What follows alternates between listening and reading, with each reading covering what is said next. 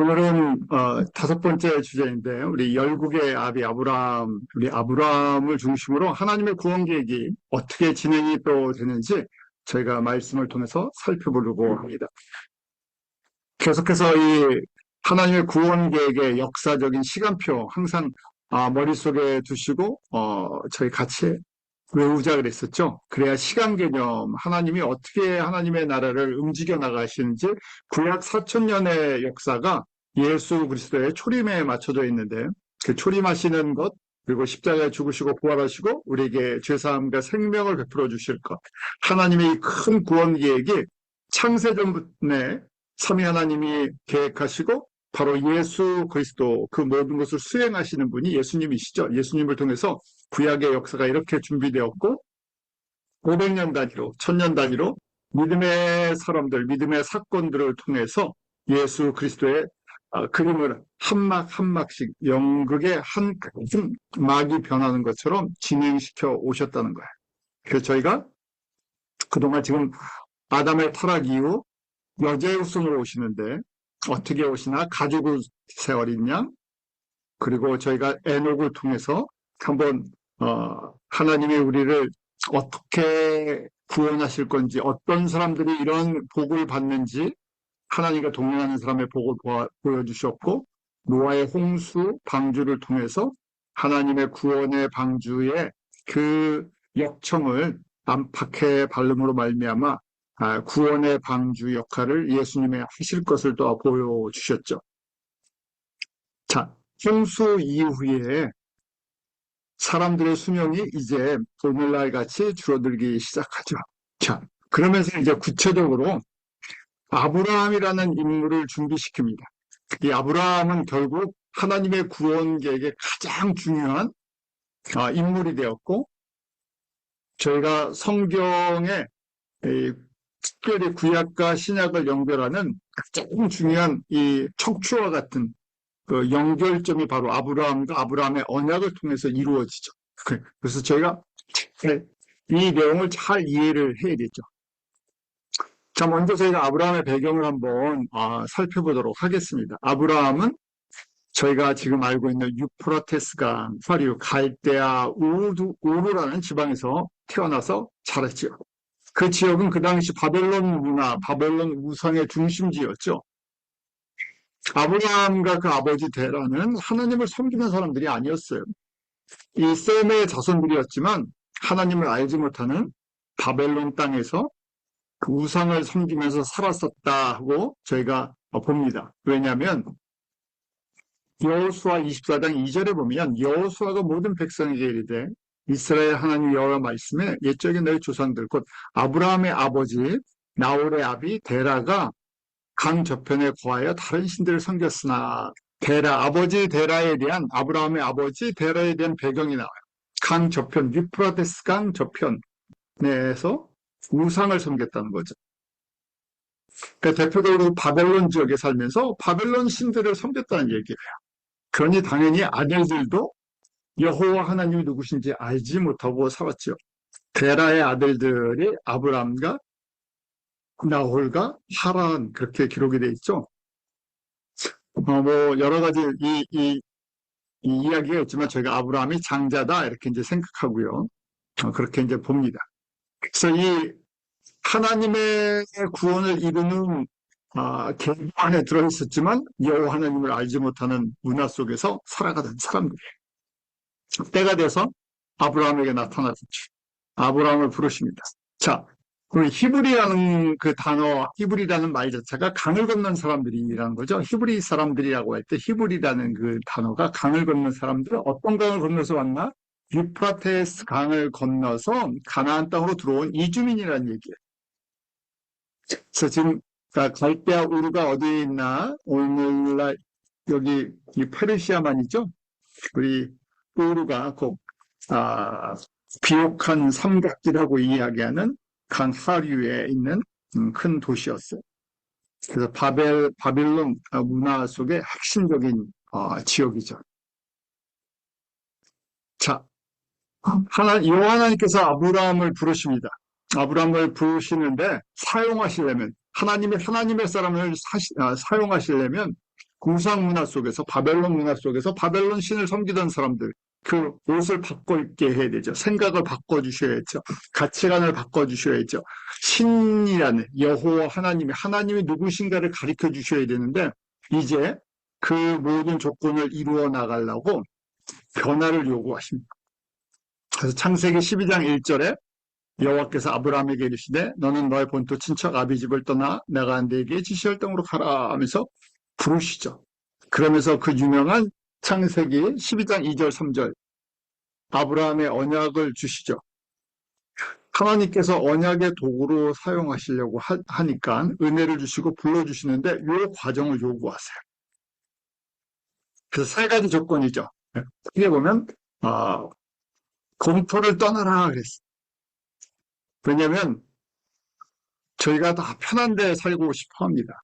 내 언어, 내 문화, 내 민족, 내 가족. 그런데 하나님께서 새롭게 지금 아브라함을 믿음의 교육을 시켜주셔야 되니까 그 하나씩 하나씩 정리하게 하시죠. 그래서 본토를 떠나라 그랬어요. 그래서 첫 번째 성수적인 하나님의 부르심에 이민을 한 이주자의 성서적인 믿음의 이주자죠. 저희도 그런 은혜를 받은 사람들이에요. 그래서 이민자는 하나님의 백성들인데 저희가 이렇게 이민으로 와서 사는 사람들은 어떤 사람들이다. 아브라함의 복의 조건을 받는 이 첫 번째 단계를 겪은 사람들이다. 그래서 감사해야 되죠. 저희가 저희 본토를 떠나보니까 외국에 산다는 것이 무엇인지 타문화에 사는 것이 무엇인지 또 그 가운데서 하나님을 의지하는 법을 배우기 시작하죠. 의지할 데가 없잖아. 다 그런 과정들을 겪으시잖아. 그래서 똑같이 지금 아브라함도 이 의지할 것들을 하나씩 하나씩 내려놓게 하시죠. 그래서 본토를 떠나게 하시고 또 친척을 떠나라, 아버지를 떠나라 그랬는데 첫 번째는 순종을 했어요. 고향 본토를 떠났죠. 갈대아 우르를 떠났어요. 저희가 일반적으로 60세에 떠났다고 봐요. 그런데 그 조카 롯이 일찍 그 아버지가 죽고 혼자 된 조카를 굉장히 정적이 해서 놔둬줄 수가 없어 조카 롯을 내리고 아버지 데라를 모시고 떠납니다. 그 중간에 어디로 갑니까? 그래서 하란으로 가서 아버지 데라와 함께 살죠.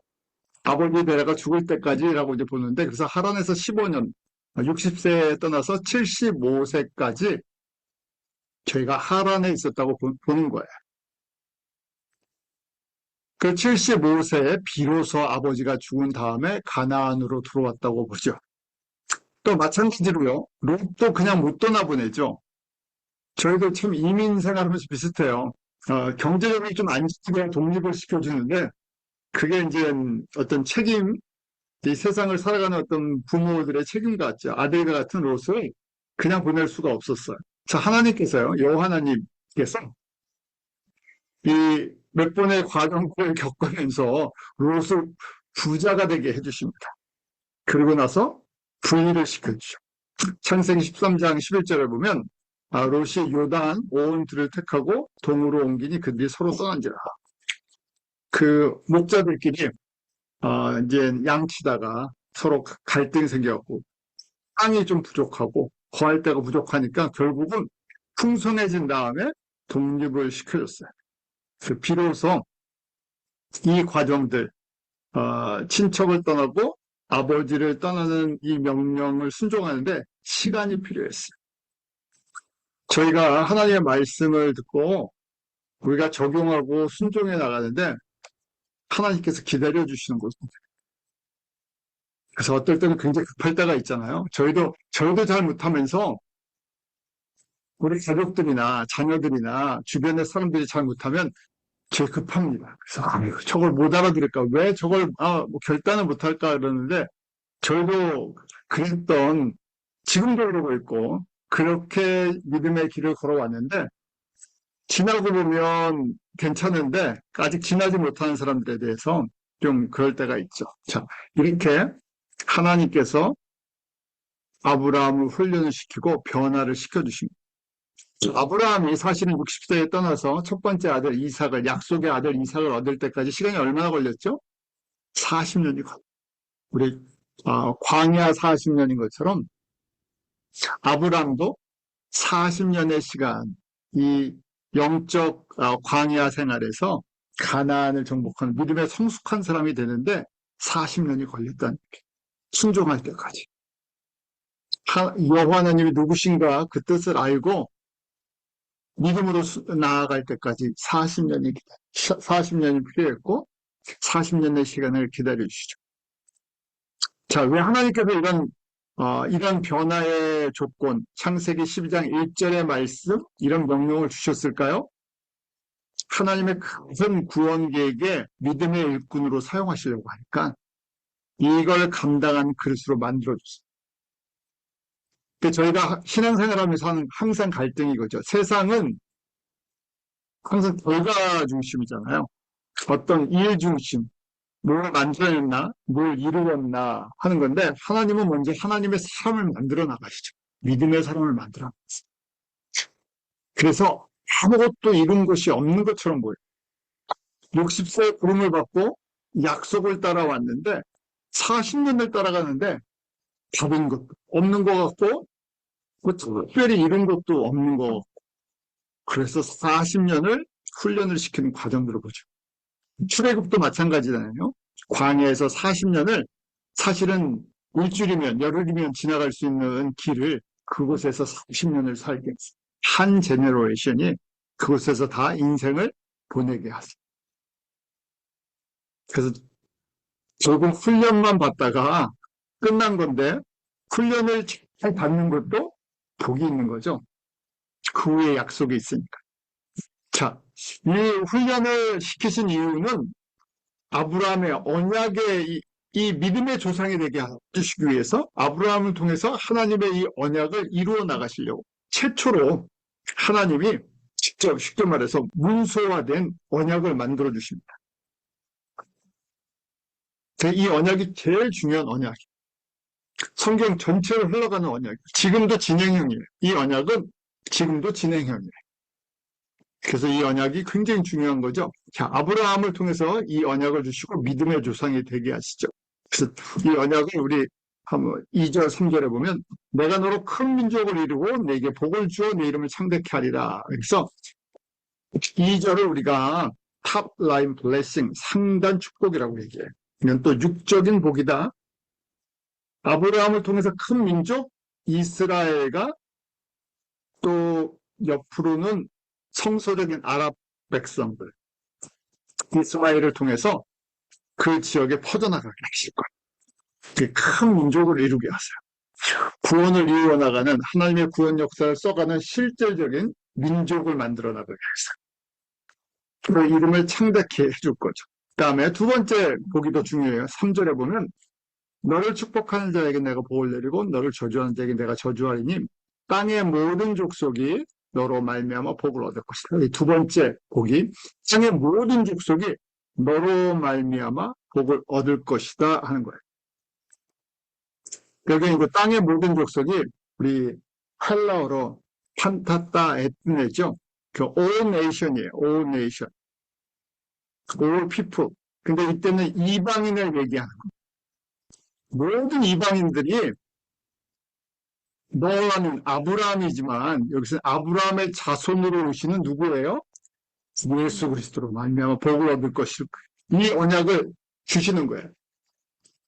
자, 이제 구체적인 거죠. 여자의 후손으로 오시는데 어떻게 복을 주실 건가?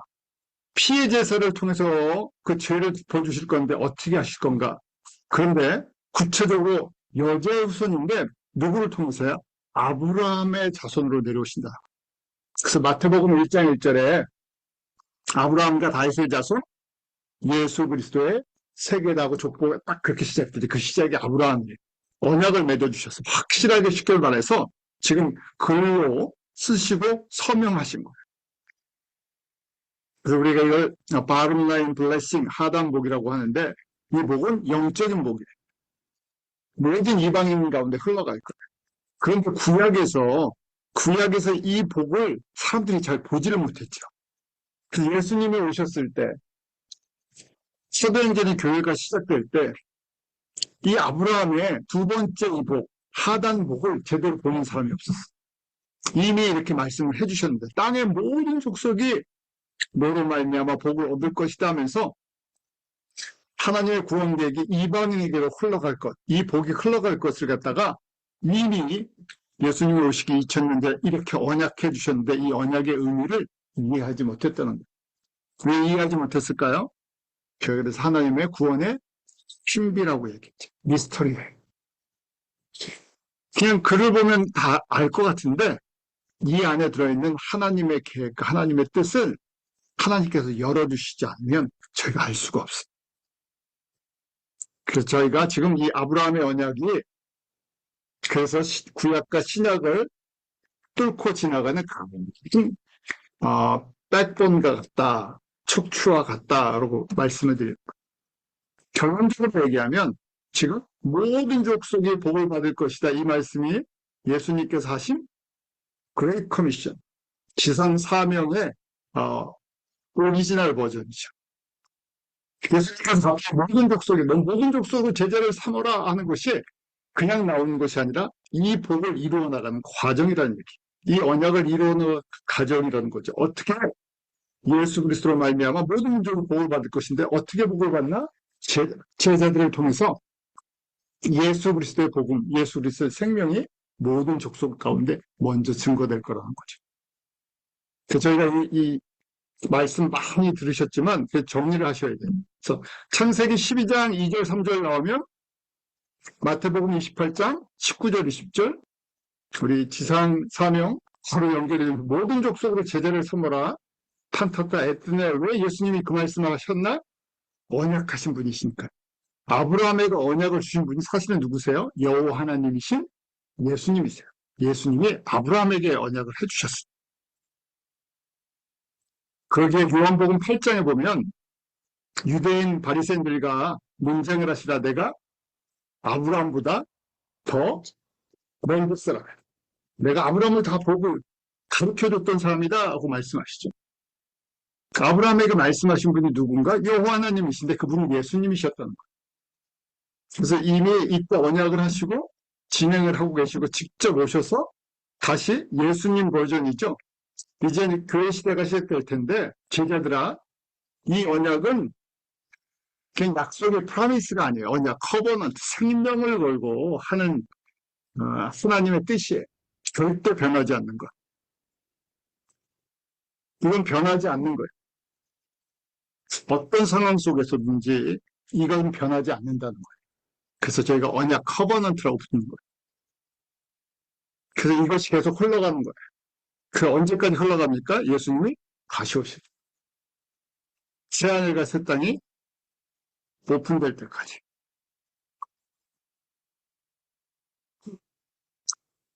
자, 그러고 나서 이 복을 최소한 3번 아브라함에게 다시 강조시켜 주세요.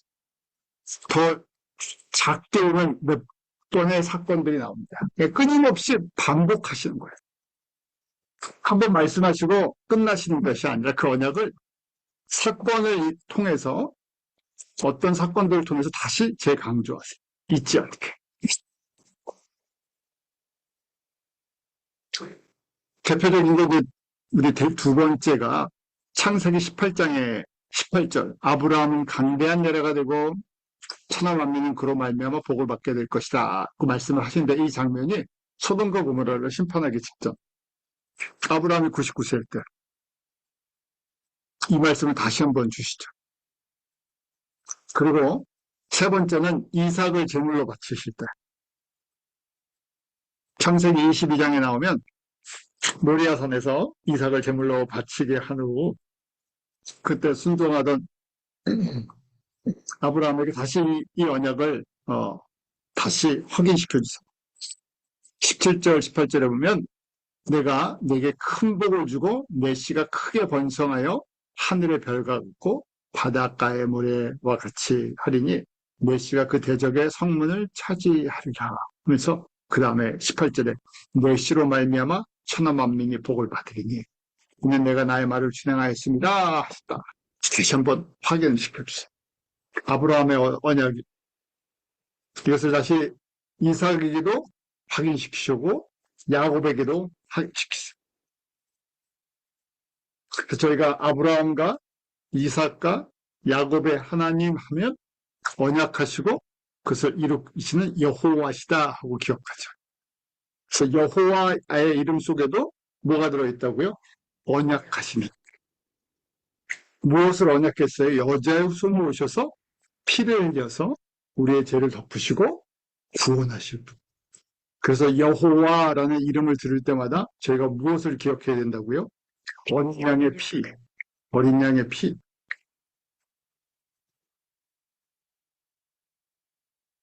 그래서 이 창세기부터 지금 저희가 피예요. 구원의 피, 어린 양의 피가 흘러갈 것을 저희가 보고 있는 거예요. 어떻게 구원하실 건가? 인간으로 오셔서 희생제물을 드리시고 그걸 하나씩 하나씩 보여주시는데 그 구체적으로 지금 아브라함에게 언약하시고 내가 아브라함의 자손으로 오실 것이다. 그래서 하나님의 이 구원의 큰 역사를 인간의 역사, 인간의 민족, 인간 나라에 보여주는 민족으로 이스라엘을 택하신다는 거예요. 그래서 주연급 배우로 나라를 택하시는데 그것이 하나님의 백성이라고 얘기하는 이스라엘이에요. 그러고 나서 예수님이 오심으로 말미암아 이스라엘이 복을 받는 것이 아니라 이스라엘만 복을 받는 것이 아니라 모든 족속이 복을 받을 것. 이미 하나님의 구원 계획에 이 큰 위대한 하나님의 구원 계획이 창세기 12장 3절에 들어가 있어요. 그래서 이 그림을 볼 때 비로소 선교라고 이야기하는 것이 무슨 많은 분들이 오해를 하시는데 선교가 무슨 교회 사역의 한 프로그램, 한 사역의 한 부분 이렇게 생각하시는데 이건 하나님의 뜻을 이루어 나가는 가장 근본적인 방법이라는 얘기예요. 하나님의 뜻을 이루어 나가는 기기고요. 특별히 교회 시대에 2000년의 교회의 역사에 교회에 주신 사명은 한마디로 얘기하면 지금 모든 족속에 복을 나누시다. 이방인들이 복을 받을 것, 이방인 가운데 있는 하나님의 자녀들이 구원을 얻을 것 언제 준비하셨어요? 창세전부터. 그러니까 문서화돼서 직접 언약으로 주셨어요? 아브라함에게. 2000년을 준비하셨고 구약 2000년 그 예수님이 오신 다음부터 2000년 동안 진행이 됐던 거예요.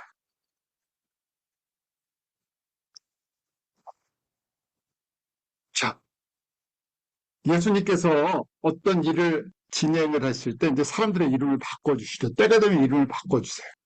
그동안에는 그냥 하나님을 알고 여호와를 알고 적당히 살아가는데 때가 돼서 내가 본격적으로 너를 믿음의 아버 조상으로 이 아브라함의 언약을 성취해 나가는 조상으로 분명히 사용하실 때가 됐다 그러면요 이름을 바꾸시죠. 그래서 창세기 17장이 아브라함이 99세 때가 됐을 때예요.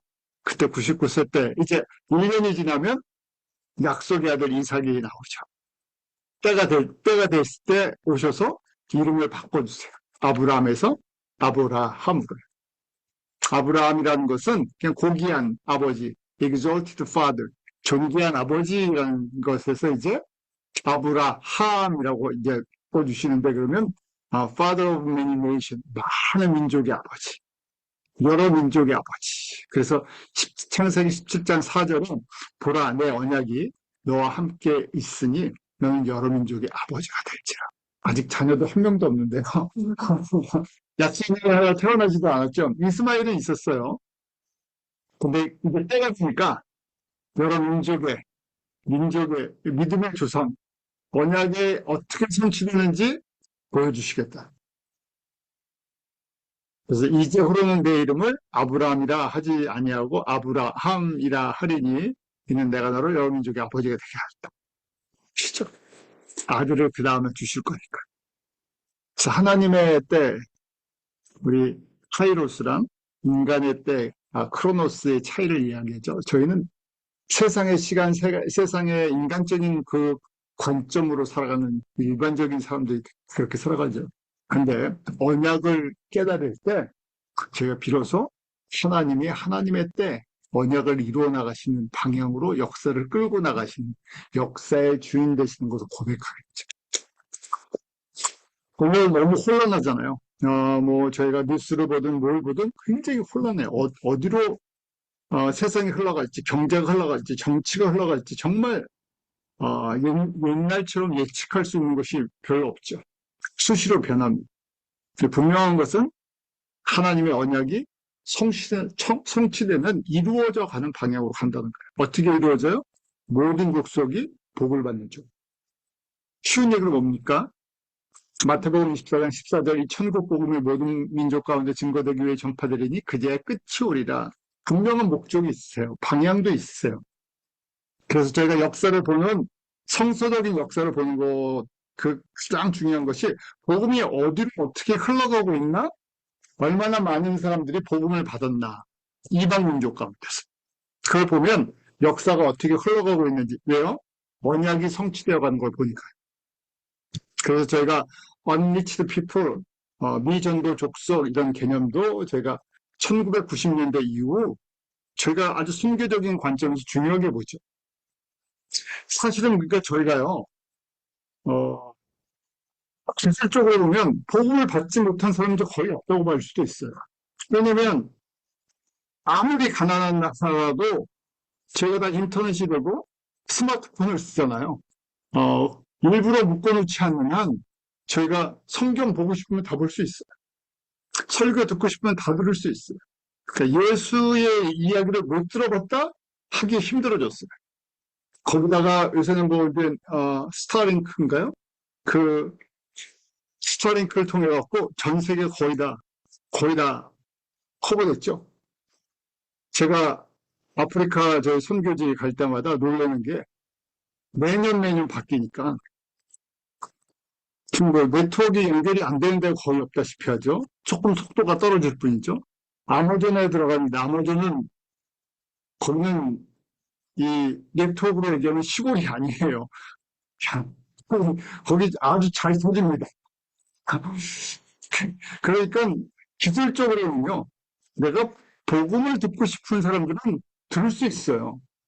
이제는 뭐, 너무너무 이런 게 잘 정리가 되어 있으니까. 그렇지만 하나님께서 정하신 그 추수할 백성들, 추수할 나라들이 있죠. 그래서 오늘 오신다고 해도 저희가 마태복음 24장 14절 말씀처럼 예수님께서 숫자를 다 정하신 게 다 찼구나 하고 볼 수도 있는 시대에 살고 있다는 거예요.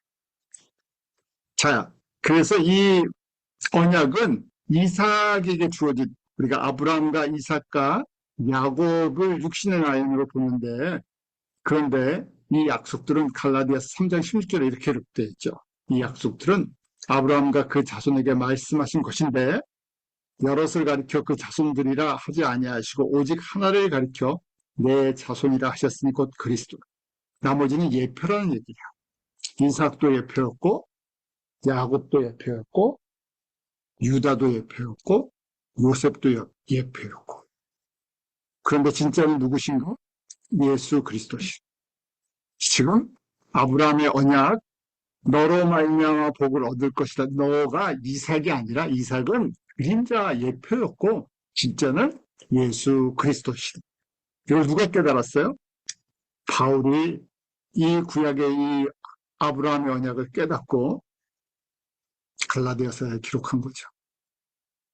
하나님의 언약이 바로 육신의 언약을 강조해 주신 것이 아니라 영적인 언약, 예수 그리스도의 오심을 이렇게 준비하셨구나 하고 저희들에게 말씀해 준 거죠. 자, 구체적으로 예수님이 우리의 어린 양 되어 주신다는 것. 이 여호와의 이름으로 오시는 예수님, 아브라함의 언약을 성취하시는 그분이 어린 양이시라는 것을 이삭을 번제로 드리게 할 때 또 보여주십니다. 저희 잘 아는 사건이죠. 그래서 이 사건들을 그냥 사건을만 아시는 것이 아니라 이 사건은 어린 양 예수 그리스도를 보여주기 위한 그림자였다, 예표였다는 거예요. 이삭이 이제 조금 성장했죠. 근데 갑자기 여호와 하나님께서 아브라함을 시험하시려고 부르십니다. 뭐라고 명령을 하세요? 내 아들, 내 사랑하는 족자 이삭 모든 땅으로 가서 내게 일러준 산에 가서 번제로 드리라. 어떻게 보면 말도 안 되는 거죠. 갑자기 왜 번제를 갖다 사람을 번제로 드리라고? 그 바벨론 신앙에서나 있었던, 우상에서나 있었던 건데 하면서 생각할 수 있어요.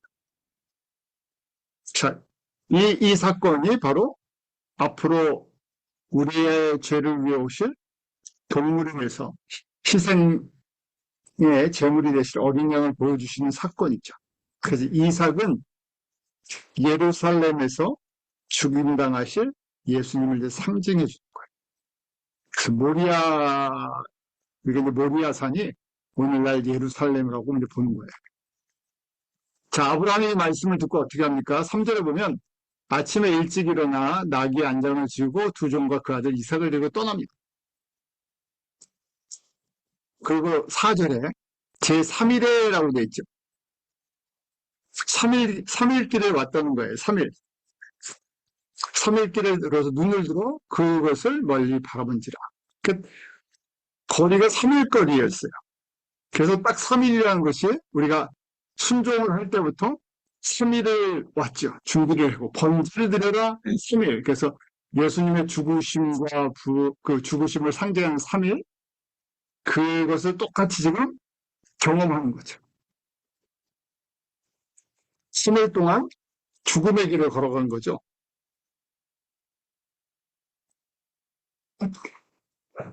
그 5절에 아브라함이 사안에게 이르되 너희는 나귀와 함께 여기서 기다리라. 내가 아이와 함께 저기 가서 경배하고 너희에게로 돌아오리. 신비 성경에는요, 여기 이 복수 주인, 이 인칭에 대한 걸 잘 알 수가 없어요.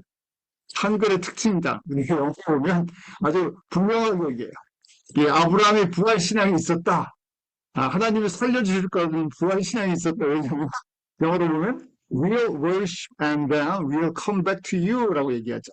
우리가 가서 경배를 하고 우리가 다시 돌아올 거다. 혼자가 아니죠. 원래는 어떻게 해야 돼요? 가서 번제를 드리면 we'll worship and 그러는 거야. we'll come back 이러죠. 나 혼자 돌아오는 거예요. 근데 우리가 돌아올 것이다 하고 고백을 해요. 그래서 we라는 1인칭 복수형을 씁니다.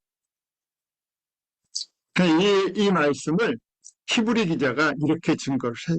히브리서 11장 19절에 저가 하나님이 능히 죽은 자 가운데서 다시 살리실 줄로 생각한지라. 부활 죽어도 살려내실 부활의 하나님, 부활의 주라는 것을 알고 있었다. 믿음을 갖고 있었다. 그래서 비유컨대 죽은 자 가운데서 도로 받은 것이니라. 직접 죽이진 않았지만 이미 드리기로 결단을 했었죠. 그래서 하나님께서 다시 살려주셨다. 그렇지만 그 믿음이 있었다는 얘기죠. 그래서 모리아산은 오늘날 예루살렘, 또 아브라함이 멜기세덱을 만났던 곳, 그 예루살렘 성전이 있었던 곳.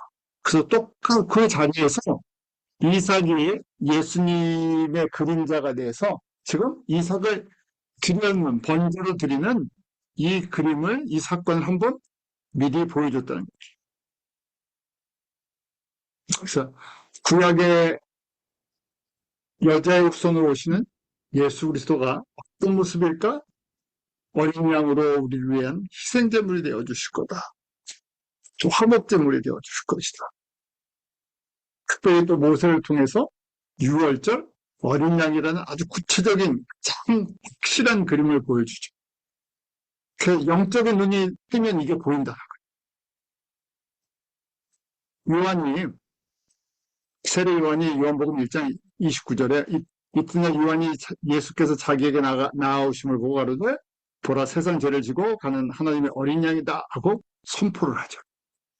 영적인 눈이 밝아져서 예수님을 인간적인 관계로 보는 것도 아니고 그냥 낯비로 보는 것이 아니라 정확하게 그 순간에 구약에서부터 유월절 어린 양, 하나님의 희생제물로 드려졌던 그분이시구나 하는 걸 보고 세상 죄를 지고 가는 하나님의 어린 양이라고 고백을 하죠. 그러니까 저희도 마찬가지죠. 주님 앞에 설 때까지 이 은혜가 있어야 되죠. 우리의 눈을 새롭게 해주시고 말씀 속에서 밝게 해주셔서 예수님이 누구신가를 항상 볼 수 있는 것. 그렇잖아요. 육신도 점점 시간이 나가서 기능이 쇠퇴해지죠. 몸도 침침해지고 이게 자연스러운 거죠. 그러니까 영적으로는 어떻게 돼야 되겠습니까? 강건해져야 돼. 이렇게 주님의 은혜, 우리가 어느 정도는 뭐 인간적인 노력에 들어갈 수 있지만 주님이 은혜를 베풀어 주시지 않으면 불가능한 거죠. 아브라함에게 은혜를 베풀어 주셨고 이삭에게도 베풀어 주셨고 지금 뭐 신의 요한에게, 세례 요한, 믿음의 인물들에게도 믿음의 인물이 어떻게 보면 위대한 것이 아니라 하나님의 택하심과 은혜가 있어요. 아브라함이 저에게 잘 알지 않습니까? 우리 창세기 12장 이후부터 보면 아브라함이 인간적으로 보면 그렇게 존경할 게 많은 사람은 아니에요. 아내를 풀어먹기도 하고 또 하나님이 명령하면 바로 순종도 못하는 너무나 그러니까 어떻게 보면 너무나 좋아요. 왜냐면 하나님을 부르시면 뭐 공중을 하늘을 나는 그런 믿음의 인물들이 이게 처음부터 되는 게 아니라 우리랑 똑같은 모습들이 갈등하고 쓰러지기도 하고 넘어지기도 하고 근데 주님께서 불러주시고 택해주시고 그릇으로 쓰시려고 훈련시켜주시고 옷을 입혀주세요. 은혜죠. 긍휼과 은혜를 베풀어주세요. 제 주님 앞에 우리가 섰을 때 자랑할 것이 없고 지금 아브라함도 이 과정 속에서 이런 부활의 신앙을 갖는데 40년이 걸렸어요. 40년이 더 있죠. 지금 이삭이 이 당시가 한 12살, 13살이라고 이제 보죠. 그럼 몇 년입니까? 50년이 넘었어요. 하나님의 말씀을 듣고 움직이고 순종하며 나아간 지가 50년이 넘었어요. 또 이삭을 드리려고 할 때 여호와 하나님께서 이제 막으시죠. 12절에 보면 사자가 이르되 그 아이에게서 내 손을 대지 말라. 그에게 아무 일도 하지 마라. 내가 내 아들 내 독자까지도 내게 아끼지 아니하였으니 내가 이제야 내가 하나님을 경외하는 줄을 아노라 하면서 수양을 준비시켜 주시죠. 그래서 그 수양을 번제로 대신 드리게 하세요. 그때 14절이에요. 우리 잘 아는 말씀이죠. 아브라함이 그 땅 이름을 붙이죠. 뭐라고요? 여호와 이름을 가지고 붙여요. 왜요? 여호와 하나님께서 준비시켜 주셨어요. 번제를 수양을 준비시켜 주셨어요. 그래서 여호와 이레. 그래서 여호와께서 준비해 주셨다 하는 그 여호와께서 준비해 주셨다 그런데 하잖아요. 근데 지금 뭘 준비하시려고 이걸 하시는 거예요? 예수님이 이렇게 어린 양이 돼서 번제물이 돼서 희생제물이 될 걸 지금 여호와께서 언약하시는 분이시죠? 언약하셨는데 여제 후손으로 오실 거예요. 근데 어떻게 오세요? 번제물로 오신다. 언제 준비해 주셨어요? 창세전부터. 그래서 지금 아브라함에게는 문소화 만들어 주신 거예요. 언약해 주셨어요. 그래서 자꾸만 확인시켜 주시는 거예요. 여호와가 잊어버리시는 것이 아니라 누가 잊어버리니까요. 저희가 잊어버려요. 자꾸만 사건을 통해서 너의 믿음이 약하지 너 언약에 대한 거 자꾸만 잊고 있지 내가 자꾸만 이 언약을 기억하게 해줄게. 저희가 그래서 주일 예배가 되었던 지금 성경 공부가 되었던 기도가 되었던 뭐가 중요합니까? 여호와의 언약을 기억하는 게 중요해요. 지금 내 문제들 저는 그러잖아요. 저희 기도 제목들이 대부분 이 땅의 문제들이에요. 그게 중요하지 않다는 것이 아니라 그러면서 찾아가는 거예요. 예수님과 대화하다가 내 문제 갖고 세상 문제 갖고 대화하다가 눈이 점점 떠지는 거예요. 아, 그 문제만 해결해 주시는 분이 아니구나. 우린 육신의 문제들에 지금 아브라함이랑 똑같아요. 아브라함이 정착할 때를 찾아서 가나안을 빙빙빙빙 돌죠. 그래도 감으니까 애국까지 내려가죠. 급하니까 아내도 팔아먹죠. 근데 어떻게 합니까? 그래도 보여주세요. 왜요? 믿음의 조상이 되게 해주신 언약이 흘러가는 거예요. 내가 너를 그렇게 쓰겠다는 거야. 그런, 그런 배역으로 쓰시겠다는 거야. 아브라함이 위대해서가 아니라 하나님의 택하신 은혜죠. 그리고 그 은혜를 베풀어 주시면서 그런 인물로 만들어 가세요. 그리고 뭘 보여주시려고? 여호와 이레를 아브라함을 통해서 보여주시려고 지금 이 이삭을 바치는 사건을 준비하셨어요. 자, 제가 이 그림을 모르고요. 여호와 하나님 왜 멀쩡한 이삭을 바치게 하냐 하면서 경외하는 분이 야, 그럼 우리 보고 아들 바치라는 게 이거 어찌 그러냐 여러 고민할 수 있잖아요. 지금 뭘 보여주시려고요? 여호와 이레 예수님이 준비되는 것 어린 양으로 준비되는 걸 보여주시려고 지금 이 사건을 하나 만드신 거예요. 목적이 있어서 만드신 거예요. 아무 사건이나 막 집어넣으시는 게 아니죠. 그냥 믿음을 시험한다는 게 아니라 이 믿음을 가르쳐 주시고 근데 어느 정도 때가 됐으니까 아브라함에게 이 배역을 맡겨서 저희들에게 보여주신 거예요. 2000년 후에 내가 어린 양으로 갈 것이다. 그런데 너희가 준비하는 것이 아니라 내가 준비하는 거다. 삼위 하나님이 준비하시는 거다. 그거 언약하셨고 이루신다는 걸 보여주시죠.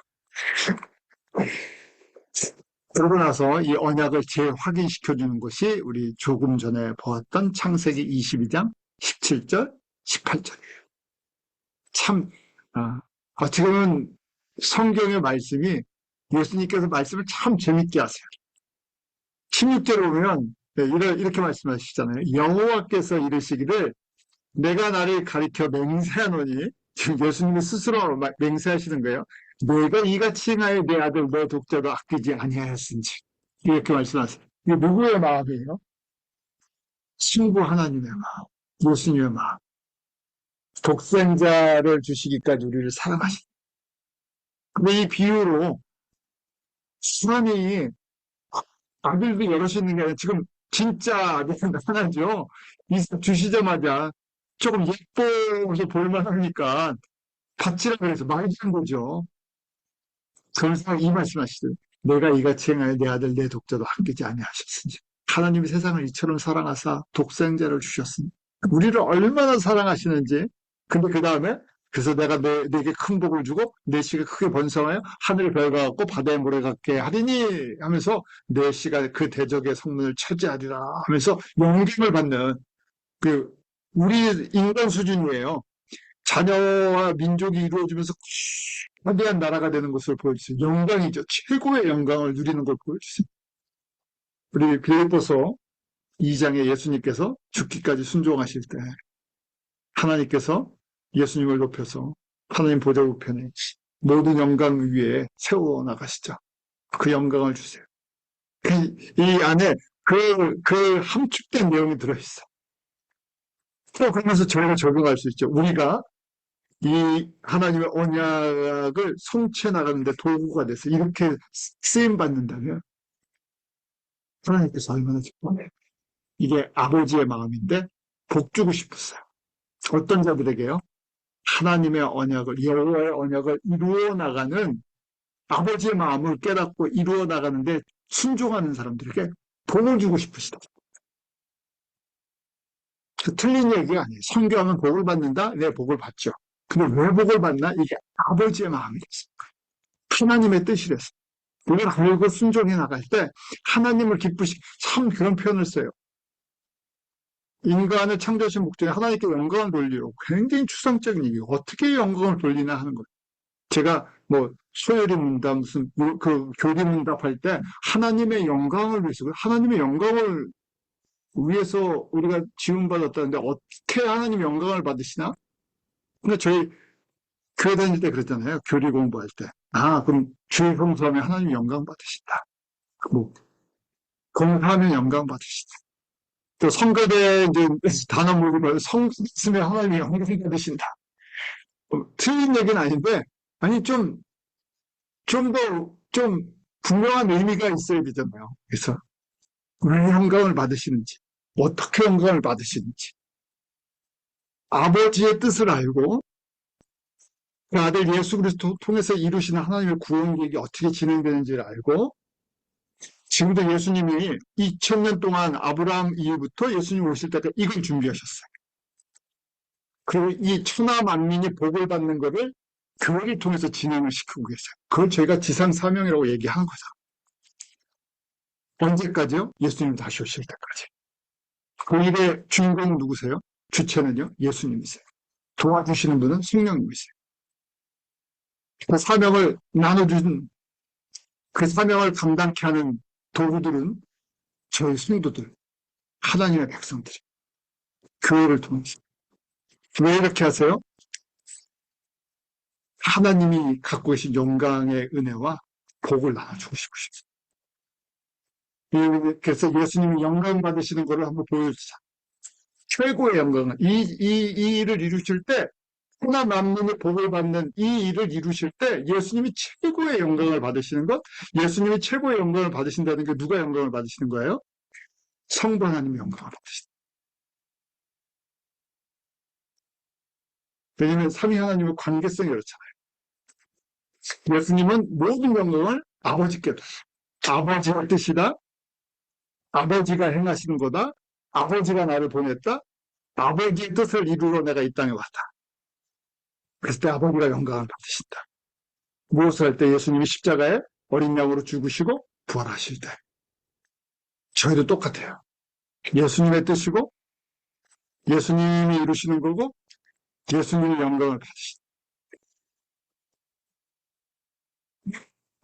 그래서 지금 아브라함이 받는 복이 뭐냐? 하늘의 별과 같고 바다의 모래같이 그 자녀가 확장될 거예요. 대적의 성문을 얻을 것이다. 마귀의 권세를 깨뜨리고 세상의 나라를 하나님의 나라로 바꿔버릴 거예요.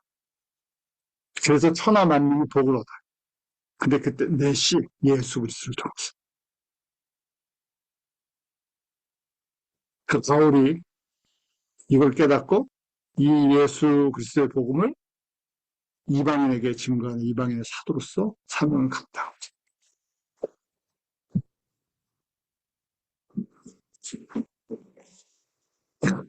제가 그래서 이 아브라함의 언약을 이해하고 이 아브라함의 언약이 예수 그리스도를 통해서 그레이트 커미션 지상 사명으로 제자들과 교회들에게 주어졌고, 그것이 로마서 11장 25절 26절 그리스도의 신비죠. 이 천국 복음이 이방인의 숫자를 채울 때까지 증거될 거예요. 그래서 이방인의 숫자가 어느 정도 예수님이 보시기에 다 채워졌다 그러면 이제 그 민족, 아브라함의 육적인 민족, 유대인과 아랍 사람들이 돌아오고, 이게 아버지의 뜻이에요. 예수 그리스도를 통해서 일하시는 거예요. 저희들에게 그 일을 깨닫게 하시고 맡겨주셨어요. 빠른 사람도 없고 느린 사람도 없어요. 왜 그렇습니까? 아브라함도 이거 쓰시는데 지금 몇 년이 걸렸어요?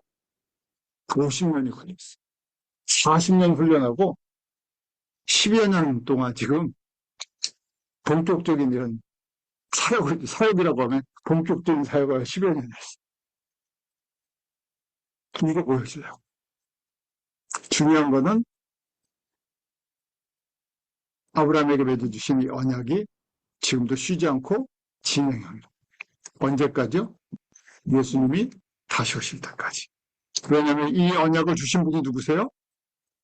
이게 아브라함이 맺은 게 아니에요. 아브라함에게 주신 거죠. 정확하게 아브라함이 받은 언약이에요. 아브라함이 커버넌트인데 이 언약을 하신 분이 누구세요? 예수 그리스도세요. 여호와세요. 내가 언약하고 반드시 이룬다는 거예요. 그래서 보여주시는 거야. 구약은 그래서 언약이고 신약은 거의 성취되는 과정들이에요. 그래서 저희는 두 가지를 비교해서 봐야 되는 거예요. 구약의 언약이 예수 그리스도를 통해서 어떻게 성취되어 나가는, 그때 저희가 다시 오실 예수 그리스도를 볼 수가 있는 거예요. 구약의 언약이 예수 그리스도를 통해서 성취가 되지 않았다면 구약의 말씀이 신뢰성이 없죠. 언약이 언약 같지가 않아요. 언약하시고 예수 그리스도 여자의 후손으로 오셔서 성취해 나가시죠. 그 성취하신 분이 승천하시기 전에 뭐라고 말씀하세요? 내가 다시 온다. 그때까지 너희는 이 사명을 감당하라고 하시죠. 그래서 저희가 구약과 이 언약이 성취되는 과정과 완성되는 계시록의 그림을 이 종합적으로 볼 수 있는, 총체적으로 볼 수 있는 시각이 필요하죠. 그리고 나서 저희가 한 걸음 한 걸음 순종하면서 따라갈 수 있습니다. 지금 이 말씀은 창세기 12장 2절, 3절 말씀은 특별히 우리는 어떻게 됐든 첫 번째 조건에 들어있어요. 고향 본토를 떠났습니다. 이게 복이에요. 이 말씀을 떠나지 않은 사람들은 이해를 못해요. 이게 어떤 환경 속에서 왜 이런 조건을 만드셨는지. 그래서 저희는요, 이거 하나 배웠어요, 몸으로. 여기 와서 산에서. 그래서 왜 이렇게 만드시냐? 구별해서 사용하시려고. 목적은요, 구별해서 사용하시려고 하는 거예요. 저희는 어떤 사람들이라고요? 아브라함의 복을 받은. 그래서 이 말씀을 나의 언약으로 간직하시기. 기도하겠습니다. 하나님 참 감사합니다. 아브라함에게 주셨던 언약이 지금도 저희들에게 주어진 언약인 것을 믿음으로 고백합니다. 예수님께서 아브라함에게 주신 언약, 이 땅 가운데 여자의 후손으로 오시고 유월절 어린 양이 되어서 십자가에 피 흘리시고 그 우리의 모든 허물과 죄를 덮어주셨습니다. 3일 만에 부활하심으로 말미암아 부활의 주인, 생명의 주가 되신 것을 선포해 주셨습니다. 그분이 나의 주, 나의 하나님이십니다. 다시 오실 때까지 예수 그리스도의 복음이 모든 민족 가운데 증거되고 모든 민족이 복을 받기를 이미 언약하셨고 진행하시고 다시 오실 때까지 이루심을 저희가 믿고 고백을 합니다. 아멘. 주님께서 이 일을 특별히 아브라함과 같이 이렇게 이민의 경험을 하는 저희들에게 맡겨주심을 감사합니다. 주님 깨닫게 하시고 순종할 수 있는 믿음 허락하시고 주님의 복에 주님의 영광에 참여하는 이 기쁨을 누리게 하여 주시옵소서. 주님 오실 때 각성을 깨닫습니다.